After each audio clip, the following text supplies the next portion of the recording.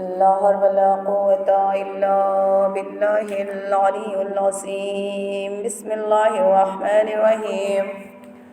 الحمد لله الذي هدانا لهذا وما كنا لنهتدي لولا أن هدانا الله لقد جاءت رسل ربنا بالحق. الصلاة والسلام على رسوله الثقلين محبوب رب المغربين والمشرقين جد الحسن والحسين بالقاسم محمد. اللهم صل على محمد وآل محمد. بسم الله الرحمن الرحيم. اللهم كل وليك الحجة بن الحسن صلواتك عليه وعلى آبائه في هذه الساعة وفي كل ساعة وليا وحافظا وقائدا وناصرا ودليلا وعينا حتى تسكنه أرزك توبة وتمتعه فيها تهيلا. صل على محمد وآل محمد.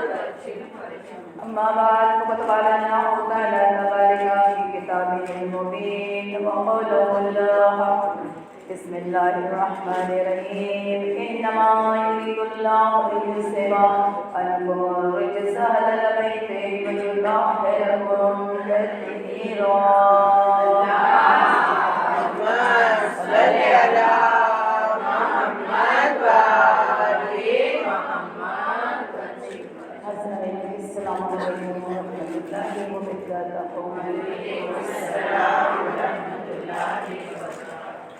تمام تر تعریفیں اور تمام حمد و ثنا اس مالک کائنات کے لیے ہے جو ازلی ہے، ابدی ہے، وحدہ لا شریک ہے، جس کا ہر عمل اپنے بندوں کے لیے رحمت ہے اور نعمت ہے.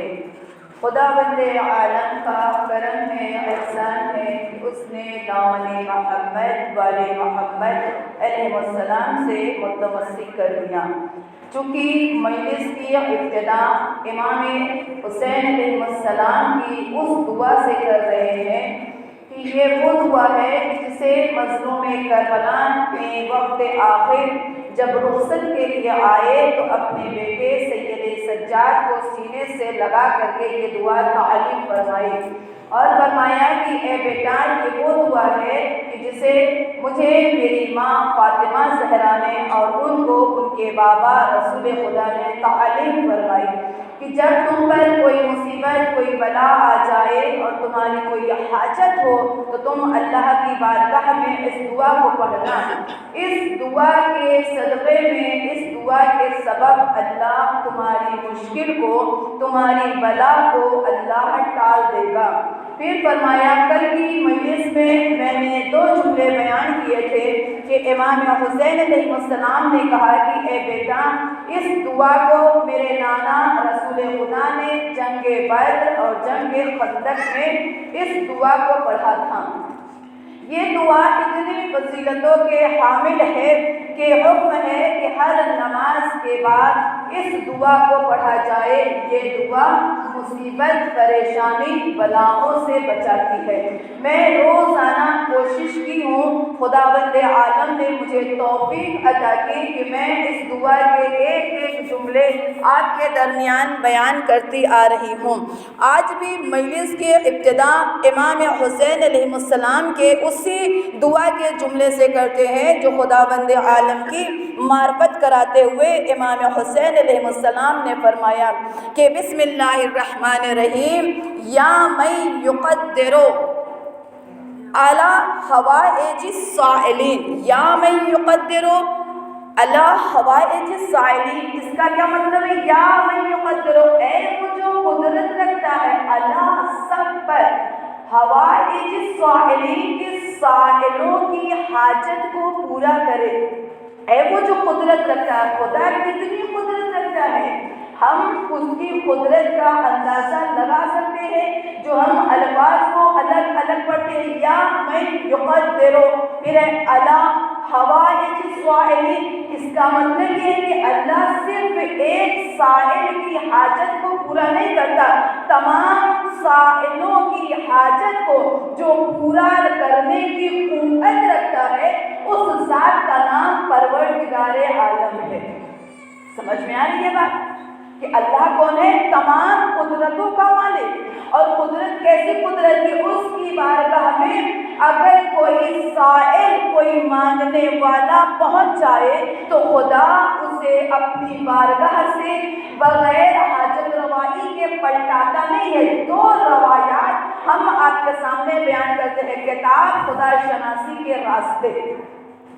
اس میں ایک روایت ہے کہ جب اللہ نے جناب سلیمان نبی کی قوم پر قحط نازل کیا، بارش کو خدا نے روک لیا تو یہ قوم پریشان ہو گئی، اور جناب سلیمان نبی کے پاس آئی اور آگے کہنے لگی کہ اے اللہ کے نبی، آپ اللہ کی بارگاہ میں دعا کریں کہ اللہ اس عذاب سے ہم سب کو بچا لے، اور اللہ باران رحمت کو نازل کرے، جو درخت سوکھ چکے ہیں وہ ہرے بھرے ہو جائیں، جو زمین خشک ہو چکی ہے وہ تر ہو جائے، جو پیڑ پودے جو سبز خشک ہو رہے ہیں، سوکھتے جا رہے ہیں، اللہ ان سب کو سبز و شاداب کرے، جو جانور پیاس کی شدت سے مر رہے ہیں اب جانور سیراب ہو جائے، انسان پریشان ہو گیا ہے۔ اللہ کے نبی آپ چلے خدا کی بارگاہ میں دعا کریے۔ جناب سلیمان نبی نے کہا ٹھیک ہے، کل نماز فجر کے بعد ہم سب چلیں گے جنگل میں، اور جانے کے بعد وہاں پر ہم سب مل کر کے نماز استسقا پڑھیں گے تاکہ اللہ باران رحمت کو نازل کرے۔ دوسرا دن آیا، نماز ادا کی گئی، جناب سلیمان نبی چلے، آگے آگے سلیمان نبی، پیچھے پیچھے ان کا لشکر۔ چند قدم چلے تھے کہ ایک مرتبہ جناب سلیمان نبی نے کہا کہ اے میری قوم والوں پلٹ جاؤ، ہم سب نماز استسقا نہیں پڑھیں گے۔ قوم والوں نے کہا کہ اے اللہ کے نبی، کیا ہم سب پیاس سے مر جائیں؟ جانور تو مر رہے ہیں، درخت تو سوکھ چکے ہیں، زمین خشک ہو چکی ہے اور سب پریشان ہیں، کیا آپ چاہتے نہیں ہیں کہ اللہ باران رحمت کو نازل کرے؟ تو جناب سلیمان نبی نے کہا کہ جو میں دیکھ رہا ہوں وہ تم نہیں دیکھ رہے ہو۔ اللہ کے نبی کیا دیکھ رہے ہیں آپ؟ اللہ کے نبی نے کہا میں دیکھ رہا ہوں کہ ایک چینٹی، جسے آپ کیڑی کہتی ہیں، چینٹی اپنے دو پنجوں کے بل کھڑی ہو کر کے خدا کی بارگاہ میں کہہ رہی ہے کہ اے پروردگارا، انسان کے گناہوں کا عذاب ہم بے زبان جانوروں کو نہ دینا، اگر انسان گنہگار ہے تو اس کے گناہوں کی سزا انسان کو دینا، ہم جانوروں کو نہیں دینا۔ اللہ تو کیا میرے التجا کو سن رہا ہے؟ اگر سن رہا ہے تو اپنی رحمت کو نازل کر دے۔ جناب سلیمان نبی نے کہا پلٹو، اللہ نے اس چینٹی کی التجا کو سنا۔ خدا قدرت رکھتا ہے کہ اللہ اپنے سائلوں کی حاجت روائی کرتا ہے۔ انسان تو انسان، اگر جانور بھی خدا کی بارگاہ میں پہنچ جائے کہ اے اللہ مجھے اس پریشانی سے بچا لے، تو پروردگار عالم اس پریشانی سے بچانے کی قوت رکھتا ہے۔ اور اللہ کی بارگاہ میں اگر کوئی سچے دل سے پہنچ جائے کہ پروردگارا غلطی ہو گئی ہے معاف کر دے، تو اللہ معاف کرنے کی قوت رکھتا ہے، بشرط یہ ہے کہ انسان خدا کی بارگاہ میں پشیمان ہو جائے، خدا کی بارگاہ میں اپنے سروں کو جھکا دے کہ اللہ ہم سے خطا ہوئی ہے۔ ہمیں اگر پشیمانی آ جائے اپنے اعمال پر تو یقین جانیے کہ پھر ہمارا کردار بدل جائے گا۔ کل مجلس میں دو وعدے ہم نے کیے تھے۔ ایک وعدہ میرا یہ تھا کہ ہم آیت جو پڑھے تھے اسٹارٹنگ میں کہ بحق یاسین والقرآن الحکیم، ہم نے یاسین کا ترجمہ آپ تک بیان کیا تھا، اور جو مومنات پہلی مجلس میں موجود تھی میں نے ان سے کہا تھا تیسری مجلس میں ایک آیت کا ترجمہ اور اس کی فضیلت بیان کی جائے گی۔ اگر آپ لوگوں کی ذہن میں وہ بات ہوگی، چونکہ مجھے یاد تھا، میرا وعدہ تھا اور وعدہ وفا کر دیتے ہیں کہ پہلے کل کی مجلس کا ترجمہ لے لینا ہے کہ قرآن الحکیم، قرآن حکمتوں والا ہے، کتنی حکمت ہے اس میں. اللہ نے جو کہا کہ حق یاسین والقرآن الحکیم، کل ہم نے کہا تھا کہ سورہ یاسین کے ابتدائی 2 آیتیں لے کر کے خدا نے امام حسین کے ابتدائی دعاؤں کا جملہ بنا دیا ہے کہ یہ یاسین، اور پھر خدا نے کہا کہ یاسین کی قسم جو قرآن حکیم ہے، جو حکمت والا قرآن ہے. اچھا اگر تھوڑا غور کریں نا تو یہ حکمت کیا ہے؟ اللہ کا نام ہے حکیم، حکمتوں والا خدا. خدا کو معلوم ہے کہ زمین کو پانی کی کب ضرورت ہے، خدا کو معلوم ہے کہ انسان کے جسم میں پانی کی کتنی ضرورت ہے، خدا کو معلوم ہے کہ انسان کی نیند کو کتنی ضرورت ہے، خدا کو معلوم ہے کہ دن کی روشنی میں جو رزق تلاش کر رہے ہیں انہیں رات کے اندھیرے میں آرام کی ضرورت ہے. خدا حکمتوں والا ہے. اگر وہ چاہتا تو کیا وہ دن کو دن بنا دیتا، رات نہیں لاتا، اس کی مرضی ہے، لیکن وہ حکمت رکھتا ہے. اسے پتا ہے کہ یہ جو 7 سے 8 گھنٹہ ڈیوٹی کرنے والے ہیں، جسم کا تقاضا یہ ہے کہ پھر یہ رات لائی جائے تاکہ انسان پلٹ کر کے آتا ہے اور کہتا ہے مجھے آرام کی ضرورت ہے. حکمتوں والا خدا. اگر خدا چاہتا تو دن نہ بناتا، صرف رات بنا دیتا. ہمارا اختیار تھا کہ ہم خدا سے کہہ دیتے کہ خدا تو دن کو رات میں کر دے، رات کو دن میں کر دے. نہیں، خدا نے رات کو رات بنایا، دن کو دن بنایا. اتنی حکمتوں کا مالک ہے کہ اس نے سورج کا وقت صبح میں رکھا اور حکم دیا کہ خبردار جب سورج کی روشنی تیز ہو جائے تو اپنے جسم کو سورج کے سامنے نہیں لے جانا. اپنے ڈاکٹر جو ہوں گے نا وہ میری اصلاح کر دیں گے کہ ڈاکٹر کہتے ہیں کہ اگر وٹامن ڈی کی کمی ہو رہی ہے تو آپ صبح کی پہلی سورج کی کرنیں اپنے جسم میں جا کر کے اس کو نیچے جذب کر کے. کیا ہے یہ؟ رزق ہے، حکمت ہے. جو نہیں کھا سکتے مہنگے پھل فروٹ ہم جیسے غریب لوگ، تو اللہ نے ہمارے لیے فری میں وٹامن رکھا ہے، لیکن استفادہ کون کرے گا؟ جس وقت خدا وٹامن بانٹتا ہے اس وقت ہم اپنے بستر پر سوتے ہیں. پھر ہم کہتے ہیں اللہ جسم میں اتنی بیماری آ چکی ہے. آپ خود صاحب عقل ہیں، انصاف سے خود بتائیے مجھے. خدا کہتا ہے بارش کی پہلی بوند سے بچو، اور ہم بارش کی پہلے بوند میں چلے جاتے ہیں. پھر جسم میں جو دانے، ایک ہمارے جسم میں انفیکشن کی جو صورتحال پیدا ہو جاتی ہے، پھر ہم خدا سے کہتے ہیں کہ خدا ہمارے جسم میں یہ دانے آ گئے. کیوں؟ کیونکہ ہم بارش میں گئے. خدا نے کہا پہلی برسات سے رکو، پہلی سردی سے بچو، پہلی دھوپ سے بچا. کیوں بچا رہا ہے؟ کیونکہ حکمتوں کا مالک ہے. اسے پتا ہے کہ زمین جو خشک ہو چکی ہے، جب اس میں پانی کا قطرہ پڑے گا تو زمین پہلے اپنی تپش کو نکالتی ہے، پھر ٹھنڈک کو جذب کرتی ہے. اللہ کتنا حکمتوں والا ہے. خدا حکمتوں کا مالک ہے. میں نے کہا تھا کل میں بیان کروں گی. اور حکمت اللہ چاہتا تو جیسے سورج کو دن میں نکالتا ہے ویسے چاند کو دن میں نکال دیتا، لیکن خدا نے کہا نہیں، سورج کے ساتھ چاند کا کوئی کمپیئر نہیں. سورج ہے، چاند ہے. چاند کی روشنی، چاند کا حسن جتنا رات کے اندھیرے میں دکھے گا سورج کی روشنی میں پھیکا پڑ جائے گا. خدا نے کہا نہیں، ستارہ خدا چاہے تو دن کی روشنی میں بھی نکال سکتا ہے. خدا نے کہا نہیں، آسمان کو جو ہم نے زینت دی ہے وہ انہی ستاروں سے تو دی ہے.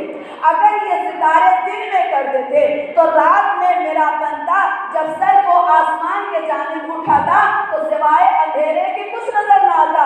خدا نے کہا سجایا اس لیے ہے کہ دنیا میں رہنے والا جب اپنے سر کو اوپر اٹھا کے دیکھے تو کم سے کم زبان سے یہ کہے کہ اللہ آسمان کتنا خوبصورت ہے، ہم نے زینت دی ہے. سمجھ میں آ گئی؟ قرآن حکمتوں والا ہے. چونکہ میری یہ آیت باقی رہ جائے گی. ایک وعدہ جو اور تھا پہلے کا کہ ہم نے پہلی مجلس میں کہا تھا کہ ایک آیت جو ہم سب اپنے گھروں میں پڑھتے ہیں اور ہم سب اس وقت پڑھتے ہیں جب ماہ محرم چلتا ہے، اور وہ آیت کیا ہے؟ یا لیتنی کنت معکم فافوز فوزا عظیما. اے کاش ہم کربلا میں ہوتے تو امام حسین کی اس شہادت میں ہم بھی شامل ہو جاتے۔ اس دن ہم نے اپنے استاد محترم کا جملہ بیان کیا تھا، لیکن آج میں استاد محترم نہیں، آج میں کتاب ہے کامل الزیارات، اس میں ضامن و ثامن امام علی رضا علیہ السلام،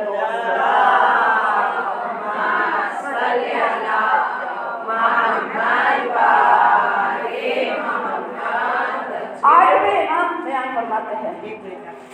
آیت کریمہ ની તસબીહ જેનાથી જેટલી થાય ને એટલી કરો પેલો સલવાત મુહમ્મદ અલ્લાહુમ્મા સલ્લી અલા મુહમ્મદ વ આલે મુહમ્મद। آٹھویں امام بیان فرماتے ہیں کہ اگر تم چاہتے ہو کہ تمہیں شہدائے کربلا کے شہیدوں کے برابر اجر ملے، ثواب ملے، تو اپنے گھر میں بیٹھ کر کے امام حسین کی اس آیت کریمہ کی تلاوت کرو، کیونکہ ہم اس زمانے میں نہیں تھے لیکن آج کے زمانے میں مولا ہم موجود ہے، ہمارے دل سے کربلا جدا نہیں ہے، اور مولا کاش اگر ہم بھی کربلا میں آپ کے ساتھ ہوتے تو مولا آپ پر اپنی جان کو قربان کر دیتے۔ مولا فرماتے جو اس انداز سے پڑھے کہ ہم کاش کربلا میں ہوتے تو مولا آپ کے شہداء کے ساتھ ہم بھی شہادت کا جام پی لیتے۔ تو اگر کوئی حسرت رکھتا ہے کہ شہداء کربلا کے اجر کے برابر ہمیں بھی اجر و ثواب ملے تو اسے چاہیے کہ اپنے گھر میں بیٹھ کر کے اس آیت کریمہ کی تلاوت کرے۔ اچھا آسان کتنا ہے، مشکل تو ہے نہیں، لیکن اجر کتنا ہے۔ شہداء کربلا 3 دن کی بھوک پیاس، تیر اور تبر سے جسم کو زخمی کرنا، بھوک اور پیاس کی شدت کو برداشت کرنا، قدم امام حسین میں شہادت کا جام پینا، وہ ایک شہداء اور اس آیت پڑھنے والے ان شہداء جس کے لیے امام رضا کہتے ہیں جو پڑھے اس کو وہی اجر ملے گا جو کربلا میں امام حسین علیہ السلام کے شہداء کو ملا۔ پھر مولا فرماتے ہیں اگر کوئی چاہتا ہے کہ ہمارا سلام امام حسین علیہ السلام تک پہنچ جائے تو مولا فرماتے ہیں کہ اسے چاہیے کہ اپنے گھر میں کھڑا ہو اور 3 مرتبہ کہے السلام علیکہ یا ابا عبداللہ، السلام علیکہ یا ابا عبداللہ، السلام علیکہ یا ابا عبداللہ۔ کہ اگر کوئی 3 مرتبہ ان الفاظ کو دہراتا ہے تو فوراً فطرس، وہ فرشتہ جو آپ نے جس کے بارے میں پڑھا ہے سنا ہے، وہ فرشتہ فوراً اس سلام کو لے کر کے بارگاہ امام حسین میں، ذریعے امام حسین میں داخل ہوتا ہے اور جا کر کے کہتا ہے کہ اے مولا آپ پر فلاں شخص نے سلام کیا ہے جس کے باپ کا نام یہ ہے۔ صرف سلام ہمیں ثواب نہیں پہنچاتا، ہمارے باپ کو بھی ثواب و اجر پہنچا رہا ہے۔ یہ اتنی بڑی سعادت ہے، لیکن کون کرے گا؟ یہ جو ہمارے مجلس قومان ہے وہ آپ شاید منزل تک پہنچ گئے ہوں گے کہ آج ہم کس کا ذکر اور کہاں تک آپ کو لانا چاہتے ہیں۔ ہم نے کیا سیکھا حسین ابن علی کی زندگی سے؟ کل ہم نے بیان کیا تھا نا کہ اگر کسی کے کردار میں نہ آ جائے، نہیں آ جائے کہ ہمیں جھوٹ نہیں بولنا ہے، حسد نہیں کرنا ہے، غیبت نہیں کرنا ہے، چغلخوری نہیں کرنا ہے، کسی کی برائی نہیں کرنا ہے، اگر ہم روک نہیں سکتے تو وہاں سے اٹھ سکتے ہیں، لیکن کیا یہ نہ ہمارے وجود میں اتر جائے گا یا نہیں اترے گا؟ ہمارے وجود میں کیوں نہیں اترتا؟ کیونکہ ہمارے وجود میں 2 چیزیں ہیں، ایک ہے جھوٹ بولنا اور ایک ہے ناشکری کرنا۔ توفیق تو ملتی ہے 2 مہینہ 8 دن الحمدللہ آپ بے مس، 20 دن ایام فاطمیہ آپ بے مس، 1 مہینہ ماہ رمضان بے مس، لیکن اور جو بیچ میں گیپنگ جاری ہے کیا واقعی ہمارا رد عمل ایسے ہی رہتا ہے؟ کیونکہ ہمارے کردار میں وہ اللہ نہیں آ پا رہا ہے۔ کیونکہ کربلا سے ہم نے کیا سیکھا ہے؟ آج ہم جس کا ذکر کریں گے وہ ہمارے اور آپ کے مولا اور آقا امام حسین ہے۔ 2 دن ہم نے 2 معصومین کی حیات طیبہ سے واقعات کربلا اور جینے کا سلیقہ سکھایا ہے۔ کوشش کرتے ہیں کہ امام حسین علیہ السلام کے وہ واقعات واقعات جو ہم کبھی مجلسوں میں سنتے تھے، اب تو خیر قسم نعرے والی مجلس سن لیا کرتے ہیں، علمی بحث سننے کو تیار نہیں ہوتے ہیں۔ امام حسین کی حیات طیبہ کتاب ہے مدینۃ المعاجز، اس میں امام حسین علیہ السلام کا خود جملہ ہے۔ مولا جب مسجد نبوی میں داخل ہوئے تو فوراً رسول خدا کھڑے ہو گئے اور کہنے لگے کہ اے میرے لال حسین ابن علی، اے زمین اور آسمان کی زینت، حسین تم پر میرا سلام ہے۔ زمین اور آسمان کی زینت، حسین صرف زمین والوں کے امام نہیں ہے، حسین آسمان والوں کے بھی امام ہے۔ جیسے ہی رسول خدا نے یہ جملہ کہا کہ اے میرے لال زمین اور آسمان کے زینت حسین بن علی تم پر میرا سلام، تو رسول کے پاس رسول کے ایک صحابی بھی تھے جن کا نام ہے ابی بن کعب۔ ابی بن کعب یہ وہ صحابی ہیں جن کے دل میں منافقت تھی۔ بہت علمی بحث تو نہیں ہو رہی نا، سمجھ میں آ رہی ہے نا آپ لوگوں کے؟ ابی بن کعب فوراً کھڑے ہو گئے اور کھڑے ہو کر کے کہنے لگے کہ یا رسول اللہ، کیا روئے زمین پر آپ کے علاوہ بھی کوئی ایسا ہے جو زمین اور آسمان کی زینت بن جائے؟ تو رسول خدا نے کہا کہ قسم ہے مجھے اس پروردگار عالم کی، اس رب ذوالجلال کی جس نے مجھے نبوت پر مبعوث کیا، میں اس خدا کی قسم کھا کے کہتا ہوں کہ زمین اور آسمان کی زینت حسین ابن علی ہے۔ اب یہ فرمایا کہ جنت کے دروازے پر خدا نے لکھا ہے ان الحسین مصباح الہدی والسفینۃ النجات، حسین ہدایت کا چراغ ہے، سفینہ نجات ہے، نجات کی کشتی ہے۔ اچھا حسین کی کشتی کتنی وسیع ہے؟ اس مجلس عزا یہ کشتی سفینہ امام حسین ہے۔ آپ جانتی ہیں اس کشتی میں کتنے لوگ سوار ہوتے ہیں؟ صرف ہم عزادار سوار ہوتے ہیں؟ نہیں، غیر قوم آ کر کے ماہ محرم میں جب شرکت کرتی ہے تو یہ کشتی نجات ہے، اس میں جو سوار ہو گیا وہ نجات پا گیا۔ اور سب سے پہلے جس کا سفینہ روز قیامت پہنچے گا وہ ہے آقا ابا عبداللہ الحسین کا سفینہ۔ اچھا مولا حسین کا سفینہ صلی اللہ محمد وآل محمد اللہ اکبر یا رسول اللہ یا علی یا علی یا علی مدد حق حیدری اللہم صلی علی محمد وآل محمد۔ بی زینب نا قاتل پر لعنت لعنت بے شمار لعنت۔ جزاک اللہ، پروردگار عالم آپ سب کو سلامت رکھے، آپ سب کی تمام حاجتوں کو شہزادی اپنی بارگاہ میں قبول کرے۔ تو عزیزوں، حسین کا سفینہ کتنا وسیع اور سب سے پہلے پہنچنے والا سفینہ بھی سفینہ امام حسین ہے۔ اچھا آپ جانتے ہیں بحار الانوار میں علامہ مجلسی نے ایک روایت نقل کی ہے کہ امام حسین علیہ السلام کو بھی آپ نے حدیث کے ساتھ پڑھی ہے، سنی ہے۔ جب امام حسین نے اپنے نانا کو سلام کیا تھا تو رسول خدا نے جواب کیا دیا تھا؟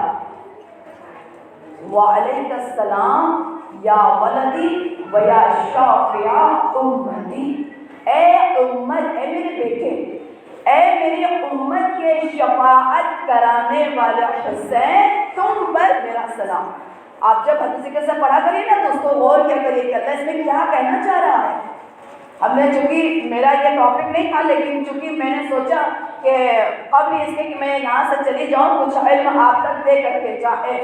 سبھی نے امام حسین مولا حسین روز محشر شفاعت کرانے والے ہیں۔ علامہ مجلسی نے نقل کیا ہے 11ویں امام کی روایت، فرماتے ہیں کہ روز قیامت 1000 صف ہوگی، 1000، اور ایک صف کو ہم 13 معصومین شفاعت کرائیں گے، نبی مکرم سے لے کے امام زمانہ تک 13 معصومین امام حسین علیہ السلام کو نکال کر کے ایک سب کو باقی 9999 999 کو اگر کوئی شفاعت کرائے گا تو وہ ذات امام حسین، ایک سب کی شفاعت کے لیے 13 معصومین اور 999 لوگوں کی شفاعت کے لیے حسین ابن علی۔ اچھا کیوں کہا جاتا ہے؟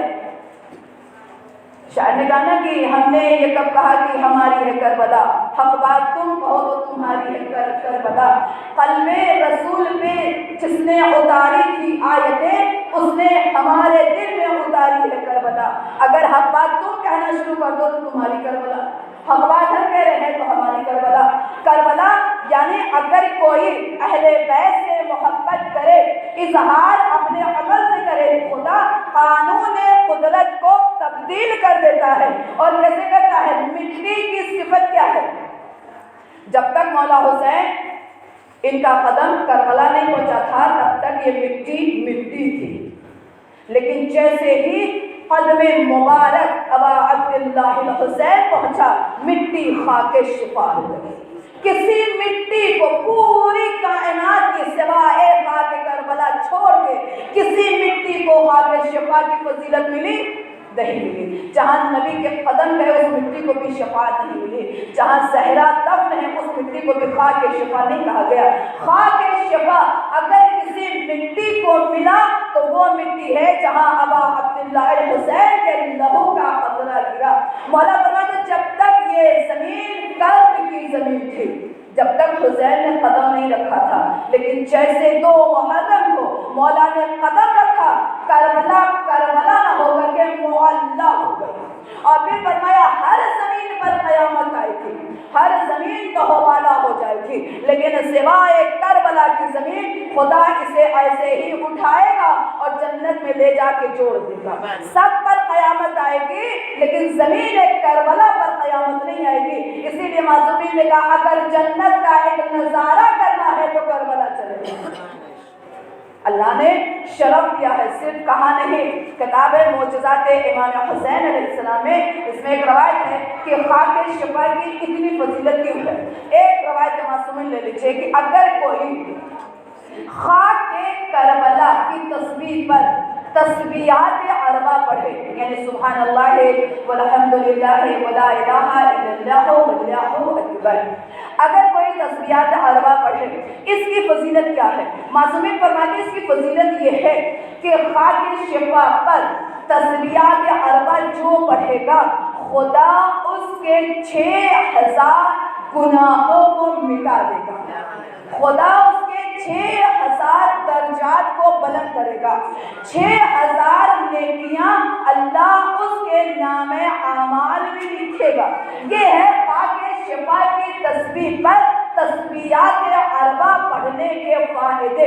6000 گناہ معاف، 6000 نیکیاں، 6000 حاجت، 6000 درجے بلند ہو رہے ہیں۔ اگر یہ مٹی کسی جہنمی پر پڑ جائے تو وہ جنتی ہو جاتا ہے۔ اور کیوں ہو جاتا ہے؟ آپ نے روایتوں میں بارہا سنا ہوگا، ایک میرے حوالے سے بھی سن لیجیے۔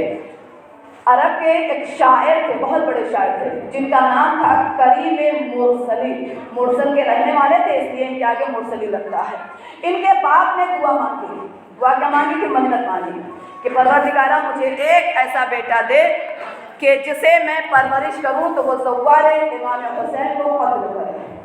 اللہ اکبر۔ باپ نے منت مانگی کہ اللہ مجھے ایک ایسا بیٹا دے جسے میں پروان چڑھاؤں تو وہ قتل زوار امام حسین کو قتل کرے زوار کا۔ اللہ نے دعا بھی قبول کی، بیٹا عطا کیا۔ بیٹے کو ویسے ہی اپنے عمل میں ڈھالنے لگے، تیر و تبر، قتل کرنا، ظلم کرنا سکھانا شروع کیا۔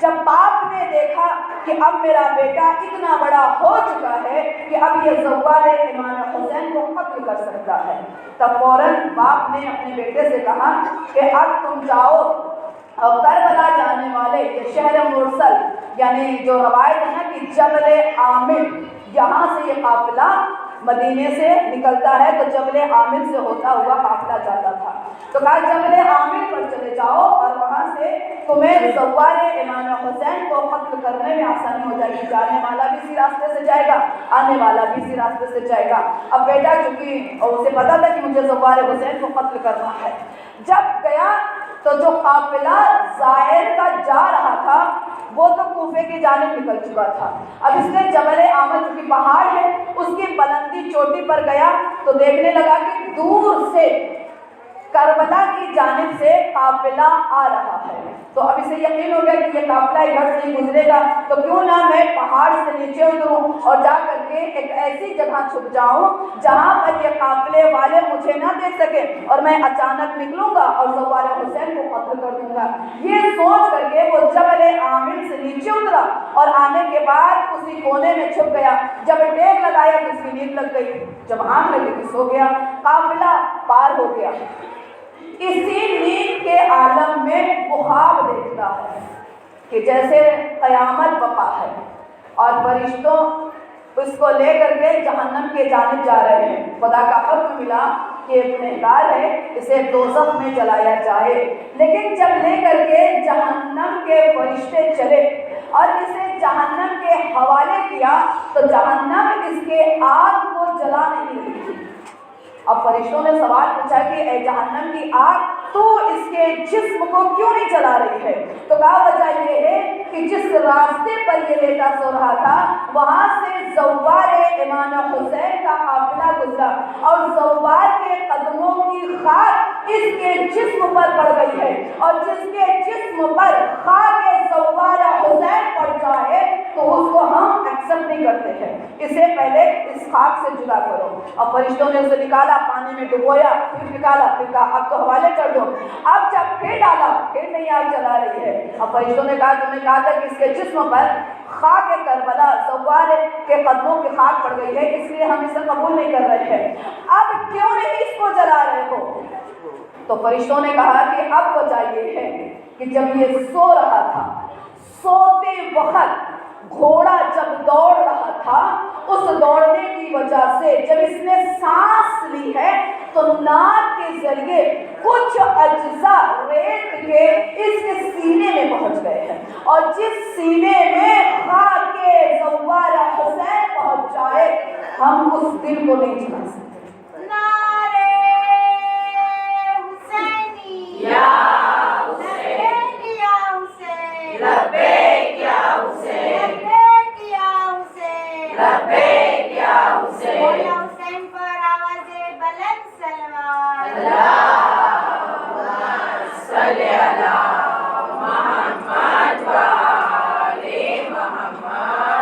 مولا آپ سب کو امام حسین علیہ السلام کی زیارت نصیب کرے۔ اب جب اس کی آنکھ کھلی تو سوچنے لگا کہ آخر یہ کیسا خواب تھا کہ میں جو چیز میں تو قتل کرنے آیا تھا لیکن میں جہنم دیکھ کر کے آ رہا ہوں، مجھے اس خاک کی وجہ سے جلایا نہیں گیا ہے، تو جب خاک کی یہ صفت ہے، خاک کا یہ معجزہ ہے تو پھر اس حسین کا کیا کمال ہوگا۔ اب یہ بجائے اس کے کہ فوراً شہر مرسل کو جاتا، وہاں سے اس نے اپنے گھوڑے کو تھاما اور کربلا پہنچا، ذریعے امام حسین کو پکڑ لیا اور کہنے لگا کہ مولا میں آپ کو نہیں جانتا، آپ کو نہیں پہچانتا، لیکن آپ کے ظاہروں کی اگر یہ فضیلت ہے تو مولا آپ کی کتنی فضیلت ہوگی۔ مولا کیا آپ مجھے اپنے دامن رحمت میں لیں گے؟ یعنی محبت کی اظہار عمل سے کیا، اور امام حسین نے وہ فضیلت دی کہ آپ جب زیارت پر جائیے تو روضہ امام علی میں اس کے لکھے ہوئے اشعار آج بھی موجود ہیں۔ اب آپ سوچئے جو عمل کرے خدا قانون قدرت کو تبدیل کر دیتا ہے۔ اچھا کیوں کر رہا ہے؟ آپ جانتے جب امام حسین نے حج کو عمرے میں تبدیل کیا تو مولا مکے سے نکلے، اور جب مولا مکے سے نکلے ہیں تو روایت کہتی ہے مولا کی ملاقات عرب کے ایک شاعر ہے جن کا نام ہے فرزخ، ان سے ہو گئی، اور یہ حج کے ارادے سے مکے میں داخل ہو رہے تھے، تو چونکہ یہ کوفے کے راستے سے آ رہے تھے، عرب کے رہنے والے تھے، عراق کی سرزمین پر رہتے تھے، کوفے کا علاقہ دیکھ کر کے آ رہے تھے تو امام حسین نے فرزق سے پوچھا کہ تم کہاں جا رہے ہو؟ اس نے کہا مولا میں حج کے لیے جا رہا ہوں، لیکن آپ حج کو چھوڑ کر کے کہاں جا رہے ہیں؟ تو مولا نے کہا کہ میں جانتا ہوں، میں نے حج کو عمرے میں اس لیے تبدیل کیا کیونکہ میں جانتا ہوں کہ حاجی کے لباس میں بھیڑیے یہاں تک پہنچ چکے ہیں، یعنی لشکر یزید کچھ یہاں داخل ہو چکی ہے اور جو چاہتی ہے کہ خانہ کعبہ کے اندر مجھے قتل کر دے، اور حرمت کعبہ کو بچانے کے لیے میں نے حج کو عمرے میں تبدیل کر دیا۔ لیکن مجھے یہ بتاؤ، عراق سے نکلے تھے تو کوفے کا عالم کیا تھا؟ بہت توجہ سے سنیے گا۔ مولا نے جیسے کہا کہ عراق سے آ رہے ہیں تو کوفے کے حالات بتاؤ، تو وہ کہنے لگا کہ مولا لوگوں کا دل تو آپ کے جانب ہے، لیکن لوگوں کی تلوار آپ کے خلاف ہے۔ منافقت سمجھ میں آ رہی ہے؟ دل تو حسین کے جانب، تلوار مولا حسین کے خلاف ہے۔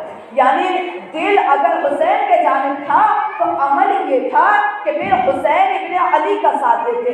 پھر فرزق شاعر نے امام حسین علیہ السلام سے ایک جملہ کہا، کہنے لگے کہ مولا میں نے جو کوفے والوں کے ماحول کو دیکھا ہے، اپنے تجربے سے یہ کہہ سکتا ہوں کہ وہ ڈرے ہوئے ہیں، اور مولا اللہ جو بہتر چاہتا ہے، ہمارے حق میں جو بہتر ہوگا اللہ وہی انجام دے گا۔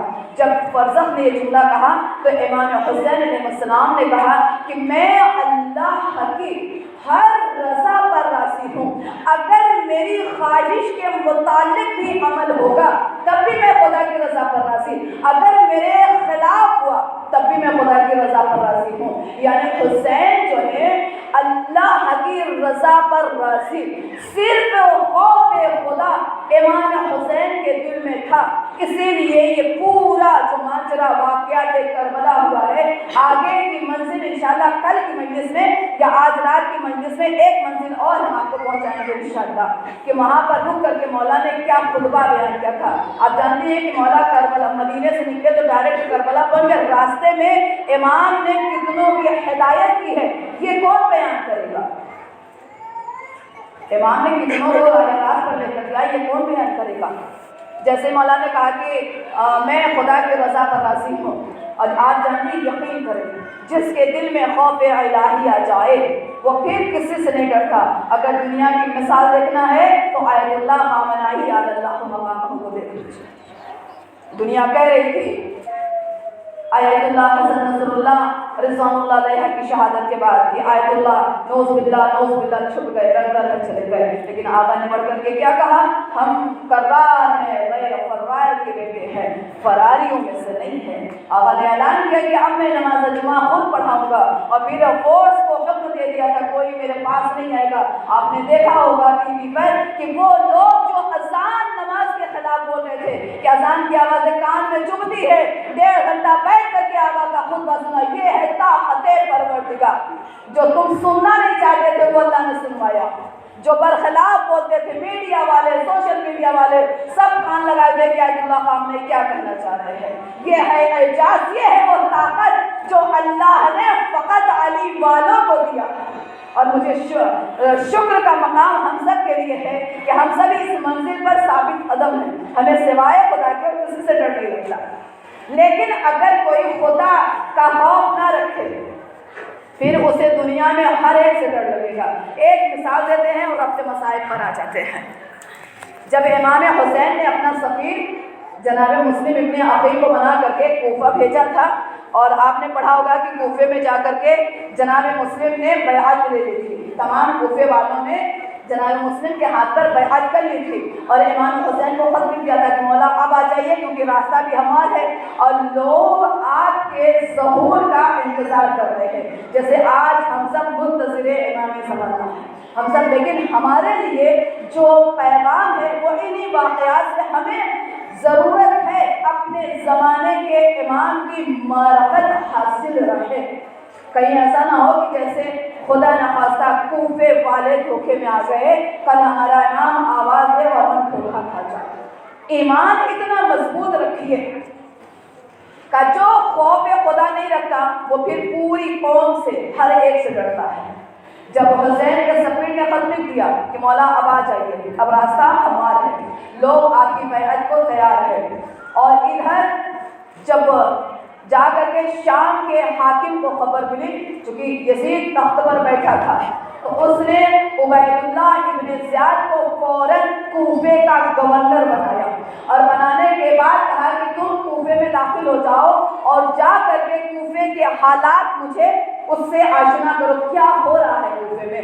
جب یہ چلے تو چونکہ ادھر جناب مسلم پہنچ چکے تھے، جناب مسلم نے اعلان کیا تھا کہ میں نے حسین کو خط لکھ دیا ہے، ان قریب ہے کہ میرا مولا آنے والا ہے۔ کوفے والے منتظر تھے کس کے انتظار میں؟ امام حسین کے، اور ادھر سے حاکم شام نے عبید اللہ ابن زیاد کو گورنر بنا کے بھیجا۔ اب جب گورنر بنا کے بھیجا تو اس گورنر عبید اللہ نے دیکھا کہ کوفے کا ماحول بدلا ہوا ہے، اگر میں اس لباس میں داخل کوفہ ہوا تو کوفے والے تو میرے خلاف ہیں، مجھے مار ڈالیں گے، پھر میں کیا کروں؟ لباس بنی ہاشم پہن لیا۔ وہ لباس جو بنی ہاشم پہنتے تھے اس نے زیب تن کیا، اور چہرے کو ویسے ڈھانکا جیسے مولا حسین ڈھانکتے تھے، اور اپنے صرف آنکھوں کو کھولا۔ ادھر لوگ انتظار کر رہے ہیں کہ مولا آ رہے ہیں، ادھر اس نے دھوکہ کیا، لباس سے بنی ہاشم پہنا، گھوڑے پر سوار ہوا اپنی جان بچانے کے لیے، اور کوفے والے بیچارے دھوکے میں آ گئے۔ اور جب یہ کوفے میں داخل ہوا تو لوگ سرحد کوفہ سے لے کر کے دارالحکومت تک، یعنی دربار دارالحکومت تک لوگ یہی نعرہ لگا رہے تھے، لبیک یا حسین، لبیک یا حسین، مولا ہم بیعت کریں گے، مولا ہم بیعت کریں گے۔ اور عبید اللہ ابن زیاد ہر ایک کو دیکھ رہا تھا، یہ میرے ساتھ تھا، یہ حسین کے ساتھ ہو گیا، یہ میرے ساتھ تھا، یہ حسین کے ساتھ ہو گیا، یہ میرے ساتھ تھا، یہ حسین کے ساتھ ہو گیا۔ لیکن عبید اللہ ایک لفظ نہیں بولا۔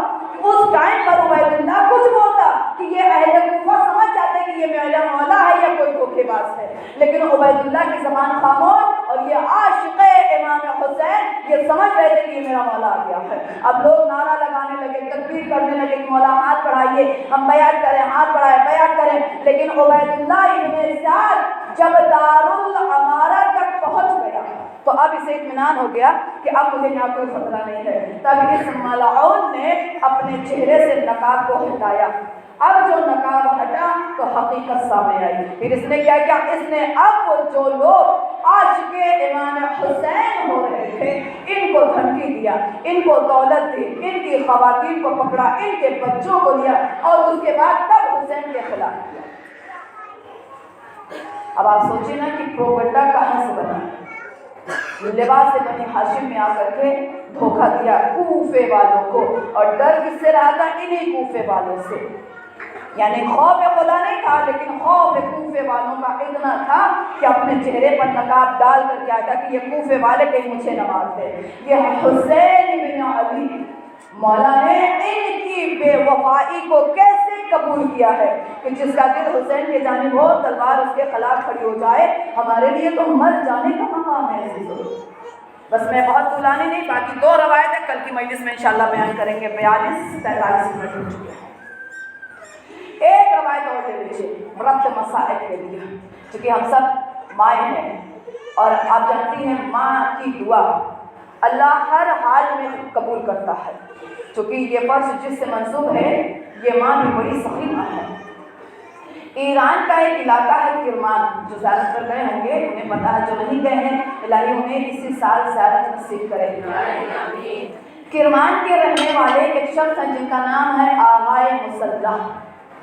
ان کے یہاں چاند رات سے لے کر کے 18 محرم تک عزاداری تو ہوتی ہی ہوتی تھی، دسترخوان امام حسین لگتا تھا، کھانا ایسا کھلایا جاتا تھا۔ کتاب میں جس میں نے پڑھا ہے کہ جیسے بادشاہ شہنشاہوں کا دسترخوان سجتا تھا ویسے ہی دسترخوان امام حسین کا یہ لگاتے تھے۔ کرمان میں رہتے تھے اور 18 دن امام حسین کی مجلس عزا کرتے تھے، کھانا کھلاتے تھے۔ 20,000 کی اگر پبلک آ جائے تو دسترخوان پر کھانا کم نہیں پڑتا تھا۔ ایران کے ایک عالم دین، چونکہ اس میں کتاب میں نام نہیں ہے تو میں نام نہیں بتا سکتی، ایران کے ایک عالم دین نے سنا کہ آغائے مسلح یہ 18 دن کھانا بادشاہوں کی طرح دسترخوان سجاتے ہیں، جبکہ لوگوں سے میں نے سنا ہے کہ ان کے مالی حالات اچھے نہیں ہیں۔ آخر وجہ کیا ہے کہ اتنا اچھا دسترخوان یہ امام حسین کے لیے سجاتے ہیں؟ ایران سے سفر کیا اور کرمان پہنچے۔ جب کرمان پہنچے تو آغائے مصلی سے کی ملاقات ہوئی۔ انہوں نے پوچھا کہ آپ کے حالات جیسے شہر میں لوگ بتاتے ہیں ایسے تو نہیں ہے کہ آپ 18 دن نیاز امام حسین کھلا سکے، اور وہ بھی شہنشاہوں کی طرح۔ وجہ کیا ہے کہ آپ اس طرح دسترخوان امام حسین سجاتے ہیں؟ تو آغائے مصلی کہتے ہیں کہ وجہ یہ ہے کہ جب میں جوان تھا تو مجھے ٹی بی کی بیماری ہو گئی تھی۔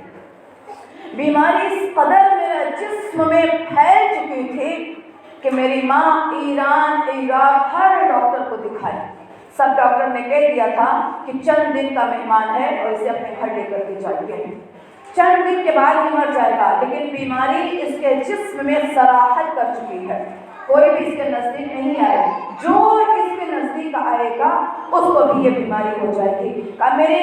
میرے دوست، احباب، عزیز، اقارب سب چھوڑ گئے، نہیں ساتھ چھوڑا تو میری ماں گئی۔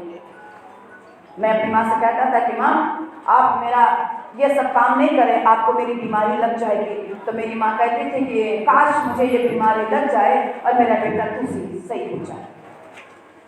جب میری ماں اصفہان آخری بار مجھے لے کر کے گئی اصفہان کے ہاسپٹل میں، تو وہاں ڈاکٹر نے میرے سامنے کہہ دیا کہ اسے گھر لے کر کے جائیے اور اس کے قریب نہیں آئیے گا، اگر اس کے قریب آئیں گے تو آپ بھی بیماری میں لاحق ہو جائیں گی، اور 2 سے 4 دن کے اندر، چند دنوں میں تمہارا بیٹا مر جائے گا۔ اب آپ سوچیں نا، خدا نہ خواستہ کسی ماں کی اولاد کو اولاد کے سامنے لے کر ایسا بولا جائے تو اولاد کا دل تو ٹوٹے گا، ماں کا دل کتنا ٹوٹے گا۔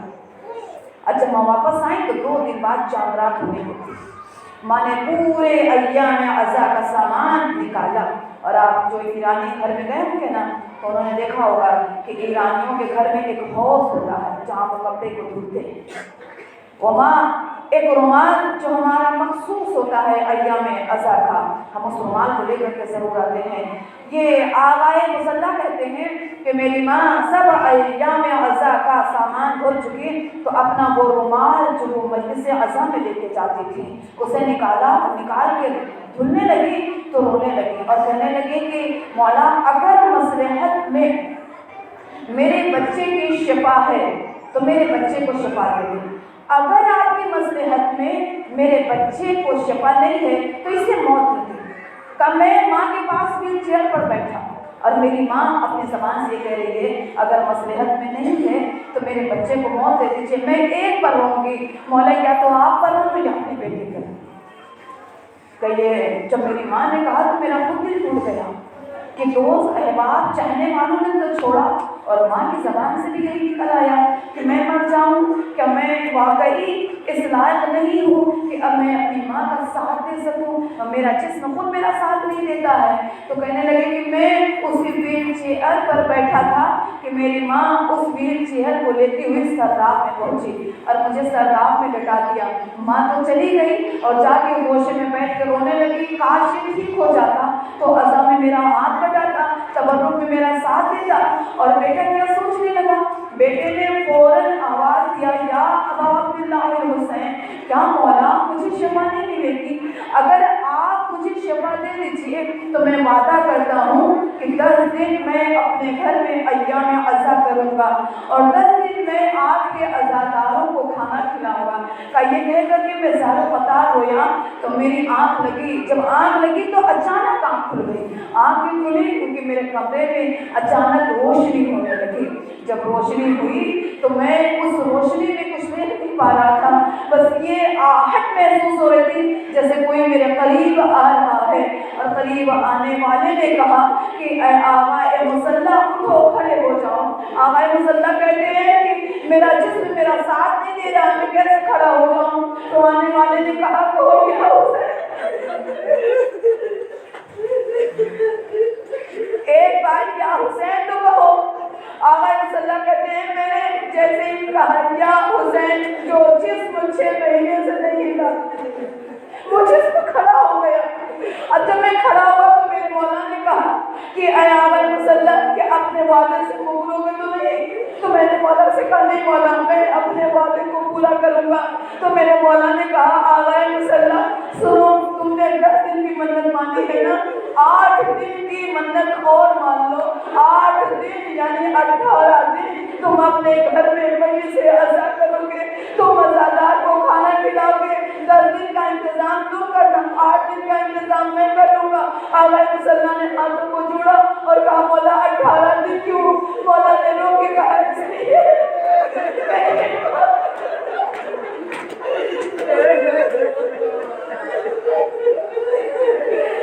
اس لیے کہ میری ماں اس دنیا میں صرف 18 برس گئی ہے.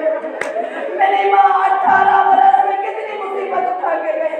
اے آغائے مسلح میں وعدہ کرتا ہوں کہ میں تمہارے یہاں عزاداری اور نیاز حسین کا انتظام کروں گا، لیکن تم 18 دن اپنے گھر عزاداری کرنا. کہا میں تو اٹھا، میں صحت یاب ہو گیا، گھر میں ڈھونڈنے لگا، کچھ نہ ملا. ایک طوفان ملا جسے میں لے کر کے نکلنا چاہا تو اچانک دروازے پر ٹپل مار ہوئی، جیسے کوئی ٹرک میں چاول کی بوریاں رکھ کر کے اور کہہ رہا ہے آغائے مسلح لو عزاداروں کے کھانے کا انتظام. آغائے مسلح لو یہ عزاداروں کے دسترخوان کا ایک ایک سامان میرے گھر آ گیا. مجھے یہ نہیں پتا بھیجنے والا کون تھا، ہاں بس اتنا پتا ہے مجھے شفا دینے والا حسین ہے. جزاکم اللہ. خدا آپ کو کوئی غم میں نہ رلائے سوائے مجھے سید الشہداء کے. ایک ماں ہمیں اور ایک ماں حسین کی ماں ہے. اتنی محبت حسین کو اپنی ماں سے ہے اور اتنی ہی محبت فاطمہ کو اپنے داد سے ہے. ہم نے صرف اعلان کر دیتے ہیں مجلس ہے، ہم حالات تو بعد میں آتے ہیں. جنت البقیع کی ٹوٹی قبر سے وہ آ کے بیٹھ جاتی ہے، انتظار کرتی ہے اے میرے لال کے عزاداروں تم کب آؤ گے. اور جب عزادار آ جاتے ہیں تو بیوی ایک ایک بیوی کے قریب جاتی ہے، بہتے ہوئے آنسوؤں کو اپنے رومال میں لیتی ہے اور لے کر کے حسین کے زیارت پر پہنچ جاتی ہے اور مزار میں مقدس میں جا کے حسین سے کہتی ہے اے میرے لال تمہارے عزادار کے زخم، تمہارے آنسو جو میں لے کے آئی ہوں تمہارے زخم کا مرہم ہے، لیکن ایک زخم ایسا ہے جو حسین کا بھرا نہیں ہے اور وہ زخم کون ہے؟ کڑیل جوان کا صدمہ. خدا نہ کرے کسی ماں باپ کے سامنے کبھی کسی جوان کی میت آئے. آپ جانتی ہیں جناب زینب جب رہا ہو کر کے مدینے گئی تھی تو بیوی نے روزے رسول میں قدم رکھا تھا اور رو کے کہا نانا میرا بھیا مارا گیا، اس کی شکایت نہیں ہے. نانا میرے گوشت والے میری چادریں اتاری گئی، مجھے اس کی شکایت نہیں. میرے پشت تازیانوں سے زخمی ہے، مجھے اس کی شکایت نہیں. میری گود گزر گئی، نانا شکایت نہیں. قبر رسول سے آواز آئی اے بیٹی شکایت کس بات کی ہے؟ رسول کی نوازی نے رو کے کہا نانا کربلا سے لے کے کوفہ اور کوفے سے لے کے بازار شام سے دربار یزید تک جتنی مرتبہ علی اکبر کا قاتل سامنے آ جاتا نانا قاتل مسکراتا تھا زینب مر جاتی تھی. نانا قاتل مسکرا کے دیکھتا تھا زینب مر جاتی تھی. آئے جزاکم اللہ. خدا آپ کو کوئی غم میں نہ رلائے سوائے غم سید الشہداء کے. خدا آپ سب کی آواز پر اپنے رحمت نازل کرے. خدا آپ سب کی تمناؤں کو پورا کرے. خدا آپ کے جوانوں کو سلامت رکھے. خدا قوم کے جوانوں کو سلامت رکھے. بس ایک روایت مختصر. حسین کو علی اکبر سے کتنی محبت تھی. آپ نے واقعات کربلا میں سنا ہے کہ مولا نے آ کر کے کہا تھا کہ لیلا دعا کرو کہ اکبر پلٹ کے آ جائے. علی اکبر کی شہادت ہوئی، مولا پہنچے تو کیسے پہنچے گے؟ کربلا کا راوی کہتا ہے ہر شہید پر حسین دوڑے لیکن اکبر وہ شہید ہے جس پر حسین گھٹنیوں چلے ہیں. جب گھٹنیوں کا ذکر آتا ہے نا تو بچہ سہنے آ جاتا ہے.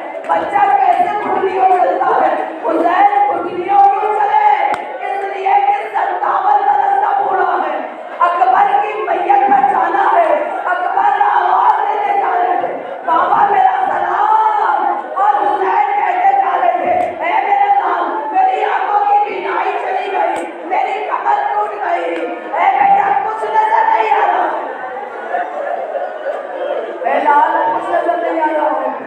और हुसैन घुटलियों क्यों चले हैं?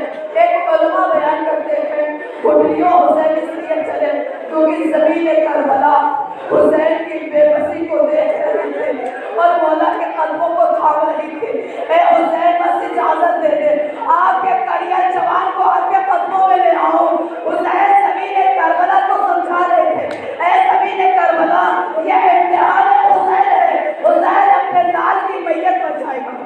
और मौला पहुंचे, रावी कहता है हुसैन पहुंचे, अली अकबर उस आलम में है कि अली अकबर ने बस आवाज दी, बाबा आप आ गए। हुसैन ने आवाज दी, हाँ लाए। बाबा आप कहाँ हैं? बोला किसी बात को ये मंजर ना दिखाए जो हुसैन ने देखा। अकबर आवाज दे रहे, बाबा कहाँ हो? और हुसैन कह रहे हैं बेटा आंखें खोलो, ए लाल मैं यही हूँ। अब अकबर ने आंखें तो खोली थी, रो के कहा बाबा मुझे देखिए, हाय जवान लाल पूरा पार हाथों का इशारा। अकबर ने बाप के हाथों को थामा, बाबा अकबर यहाँ है। हुसैन ने ए बेटा मुझे कुछ दिखाई नहीं दे, मुझे कुछ नहीं दिखाई दे रहा है। ए अकबर, अब अकबर ने बाप का हाथ थामा। हुसैन को एहसास हुआ कि बेटा तड़प रहा है। मौला ने हाथों के इशारे से अली अकबर के सीने पर हाथ रखा है। साहिब औलाद का मजमा है, खाली तसव्वुर से मेरा साथ दीजिएगा। बीबी लैला आप सबके जवानों को सलामत रखे, बीबी हमारे सब जवानों को सलामत रखे। हुसैन ने ज़ख्मी कलेजे में हाथ रखा, रो के पूछा अकबर, अकबर क्या सीना छल्ली है? अली अकबर ने कहा हाँ बाबा नेज़ा डर आया है। हुसैन ने नेज़े को निकालने के लिए अब जो हाथ डाला ना तो हुसैन ने कई झटके दिए, लेकिन नेज़ा से फलना नहीं था। नेज़ा टूटा हुआ था और कलेजे में बेबस था। हुसैन को जानू हुए और नजर करू किया, यानी ए मेरे बाबा खैबर का दरवाजा उखाड़ना था, जवान के सीने से पर्ची का फल निकालो। इन्ना